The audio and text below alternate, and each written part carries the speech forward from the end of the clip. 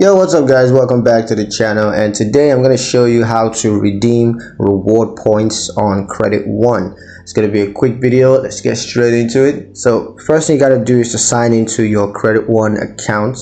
You can do that online or you can do that through the mobile app. And once you're signed into your account, you just want to click on rewards, and then you're going to select the reward points that you want to redeem.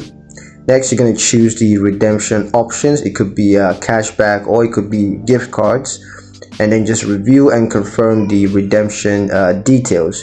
Then you got to wait for Credit One to process the redemption and review and confirm that your reward points have indeed been redeemed. And you could consider setting up reward redemption alerts. That way, to make things a lot more easier. And you can contact Credit One's customer support if you have any questions or pending concerns that you want to get clarified. So yeah, that's pretty much it on how to redeem reward points on Credit One. Hope you guys liked the video. Hope you found the information useful enough. If you did, like the video, comment down below, let me know what you thought. Share the video with your friends and subscribe to the channel if you haven't done so already. And I'll see you guys in the next one. Peace.